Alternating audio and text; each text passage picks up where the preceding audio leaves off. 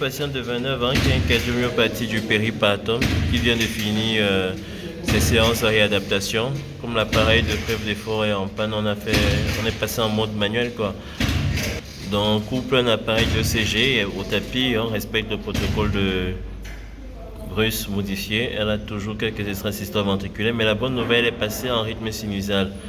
Donc elle est sur amiodarone et bisoprolol. Et passer en rythme sinusal, là on fait d'abord le tracé de base avant de commencer l'effort. Selon le protocole 2,5 km, après 5% de pente, ainsi de suite. Voilà, on vient de commencer l'effort.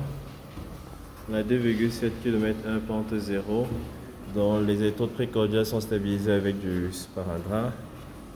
Et les électrodes périphériques sont réunies en un seul point. Et on essaie de suivre le protocole manuel en attendant de réparer l'appareil d'épreuve d'effort. Voilà, toujours quelques extrasystoles, mais on peut suivre la cadence électrique. Donc sur le plan électrique, elle est en rythme sinusal à 79 battements par minute et le tapis a fait également 85. Donc il y a une bonne corrélation entre les capteurs de la fréquence cardiaque et ceux de l'ECG. Donc cet appareil peut être utilisé également comme technique de télémétrie pour la surveillance et la réadaptation cardiovasculaire adaptée avec les moyens de bord qu'on a. Donc on est au palier 2, l'activité électrique est correcte, on est en rythme sinusal toujours. 2,7 km, 5% de pente. Elle respire bien, elle a fait ses séances de réadaptation et on va voir le nouveau seuil ventilatoire après les séances dont elle a bénéficié. Donc, à la première épreuve d'effort, elle était à 2,7 km pente 0 comme SV1, ce premier seuil ventilatoire. Là, elle a fini sa réadaptation, elle est à 4 km 1, 12% de pente, c'est son nouveau premier seuil ventilatoire SV1.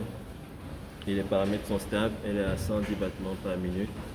Donc l'intérêt de la réadaptation pour les insuffisances cardiaques chroniques, elle c'était une CMPP, l'étiologie de son insuffisance cardiaque. Donc pas de désordre électrique, quelques parasites. Donc, si votre appareil d'épreuve d'effort est en panne, n'hésitez pas à utiliser cette technique.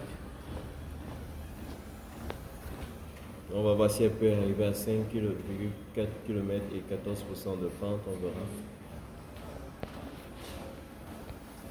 Donc elle a pu arriver à 5,4 km, 14% de pente, meilleure performance. On va passer en récupération à cause de la difficulté à respirer. En récupération de façon manuelle. Récupération 1,6 km pente 0. Tu as pu faire quand même 2 minutes, non oui. 12,8.